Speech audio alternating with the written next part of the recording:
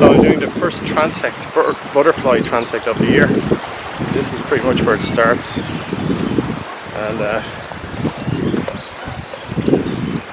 try and do it once a week, but I might only manage to do it once every fortnight. That's twice a month, but it doesn't matter, the data's still good. Even if you can do it once a month, it's still good data. So it's a little windy now down here, but when I get away from the river, there are butterflies around. It'll be great, I think. Lots of flowers. Now the stream has formed an oxbow.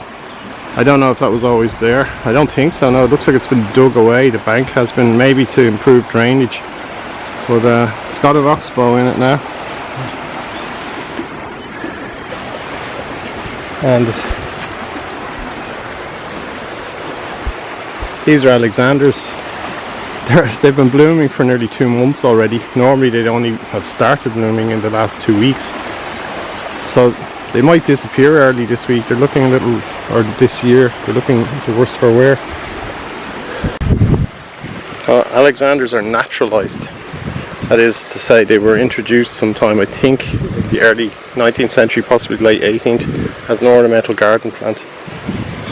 But they escaped along the rivers and canals of eastern Ireland, and then started to follow the roads. Everywhere there's a bank. And you can see these ones are on the way out. Usually they'd only be on the way in, but their leaves are starting to go brown. So they were very early this year. This is extraordinary because all the dandelions are in just in the cleft between the path and the road. But there's hundreds and hundreds of them in this little tiny area. And these are bluebells, and these are not Spanish bluebells, they're regular bluebells. Usually there's more of them, but this year they're catching up on everything else because the rain caused quick growth. And here we can see, there we go, oh, that's Herb Robert, which is a native natural geranium, grows wild. Beautiful plant, my dad's favourite plant. At least, you know, there's no spraying going on here. And I can also see a few mining bees flying around, which is a good sign.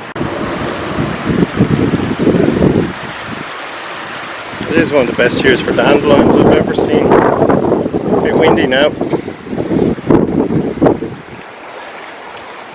This is another naturalised escapee, the wayfaring tree. A bit windy. There's a wood pigeon.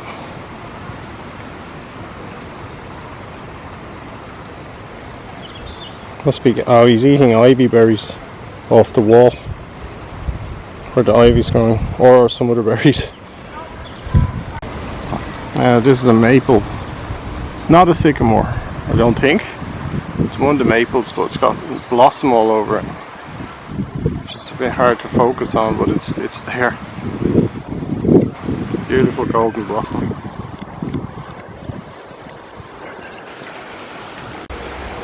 And this is bamboo that's been growing here for a very long time. Long before I was born anyway. I used to come down here as a kid to get like other kids, just to get the little bamboo stakes.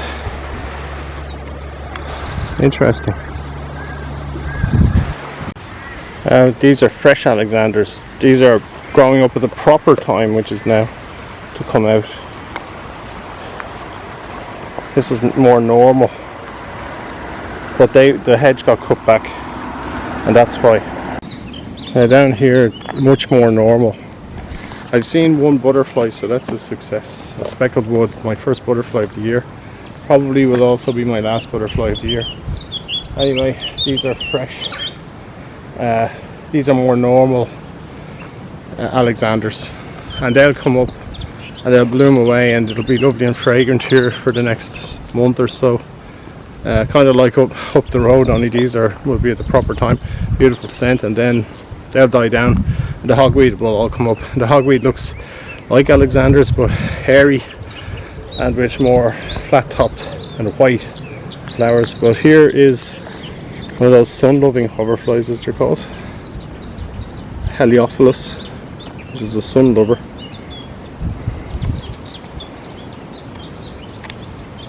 A beautiful hoverfly. And there's smaller species here. I think this is the one they call the spring hoverfly. So it's lovely to see them, and they're just eating the pollen. And of course they're important pollinators, so we need lots of them. I'm not sure what this beautiful plant is, but it's planted in a garden. It's growing on top of a wall. Just looks lovely. Beautiful. It's growing here as well. This is lesser celandine. Beautiful.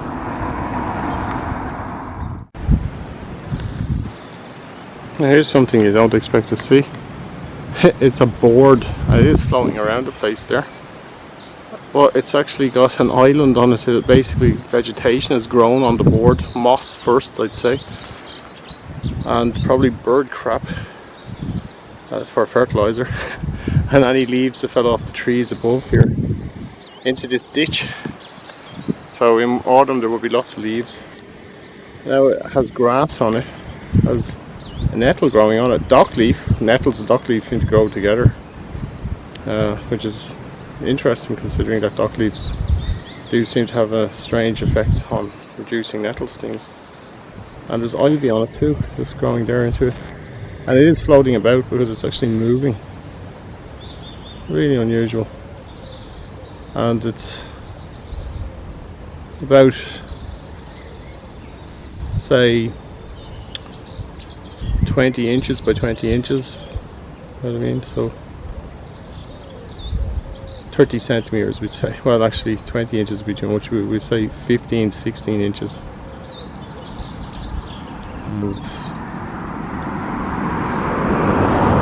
30 centimeters, or no, 40 centimeters in both directions, roughly.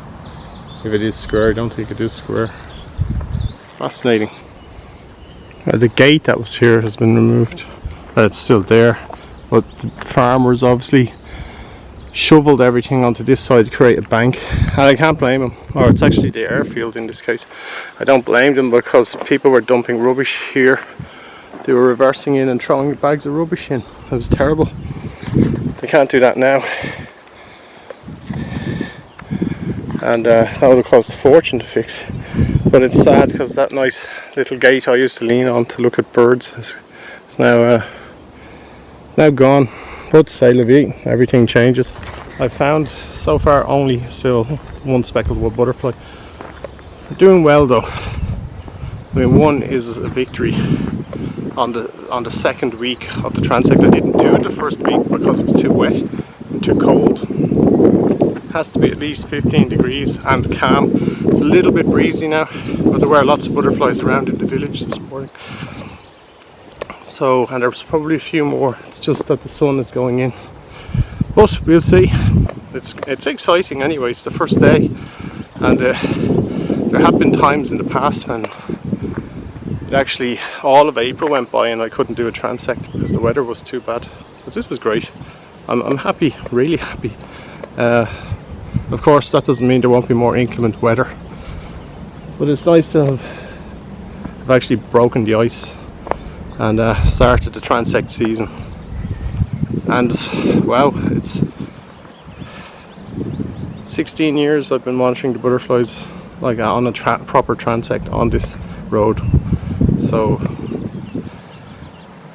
in 2028, that'll be 20 years. I'll think about retiring. That little bird is a linnet, and it's picking up seeds, cotton seed kind of. I know it's actually, yeah, it's collecting seed. I think it's collecting, oh, it's lining its nest. That's what it's doing. It's got out of range. Oh, there's another one keeping guard. That one's keeping watch. Beautiful bird, look at that.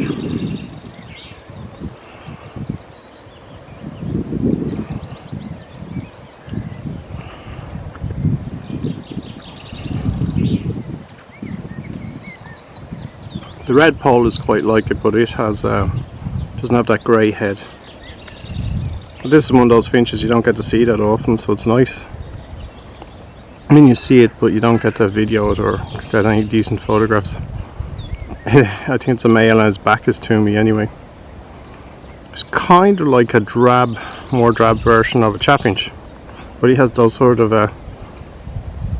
wheaty speckles kind of all over him, camouflage. Lovely bird. Might actually try and get a still shot.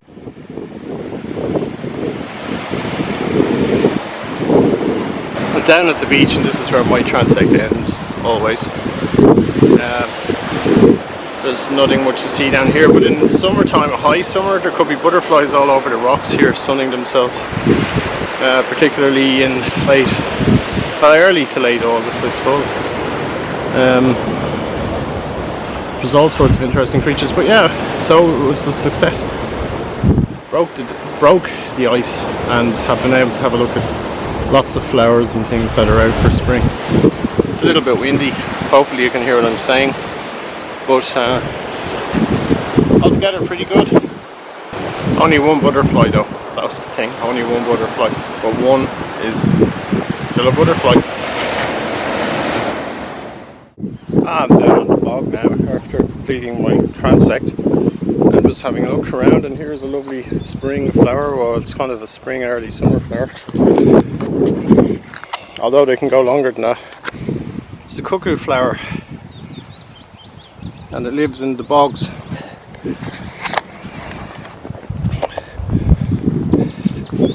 And now I can get the vanilla scent.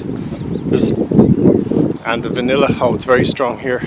It's caused by wind is blowing from that direction, and it's gorse. And gorse smells like vanilla. It's amazing. It's so strong on the wind. Wow, beautiful fragrance. Lovely. So here is the prize. This is a speckled wood butterfly, and in this case it's sunbathing, and these pallet boards have been put out. He's flying around now. These pallet boards have been put out because the bog has been overflowing on the walkway in the nature reserve. So that's, you have to kind of hop along there. I would advise anybody bring Wellington boots or big boots. So here he is. Here's my foot. He flew up. Well, that's nice. He's waiting. He's actually trying to land again. I'm in his way. He's going to land on that side of it now. So there we go. Speckled wood butterfly itself. I didn't manage to photograph the one that I saw because it flew right into me. It didn't land near me because the car came along and kind of blew it away. C'est la vie. That happens. Anyway, here's our little friend. There he is. The butterfly that was once very rare. Well, I don't know about in Ireland, but in England it was only found in one or two places in the 1920s, and then apparently it spread north. And now it's the most common butterfly in the British Isles. For a while there, during the Celtic Tiger, it was actually been beaten by the green-veined white, or in the years immediately afterwards. Now the speckled wood. Speckled wood is the most common butterfly again. And it's in a woodland glade. And here we are in a woodland glade, admittedly, with lots and lots of swamp around us. Now I'm going to have to test my boots out. Ah, not too bad.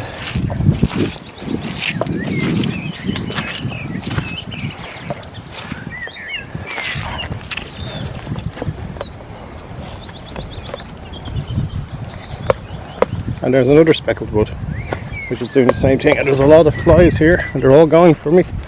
I'm not going to hang around now. But now here's something really interesting. This happens every year. These are yellow flag irises.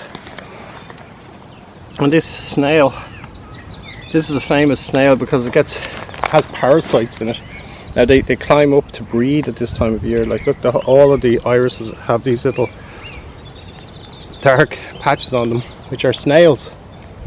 And here's two mating. if I stand a bit further back I might actually be able to zoom in full tilt.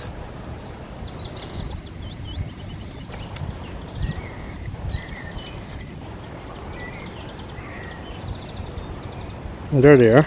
Oh, here's a big one. Look at that one. That's a fully grown one.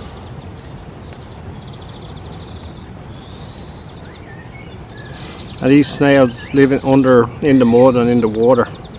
But in breeding season they come up onto the leaves of the irises. Now they carry parasites, and the parasites are famous for glowing like luminescent, and birds get into the eye stalks, and the birds think that they're you know, like little grubs and worms. When they fly in, they literally grab the eye stalk pull it off the snail and swallow the worm, and the worm lives in their liver. So these guys carry that parasite, although they can't, I'm not sure how, it's a liver fluke basically. I'm not sure to what degree they carry them, because obviously there's a lot of snails. There's some little bugs as well, little buffalo gnats. Anyway, Succinia putris I think is the name of the snail.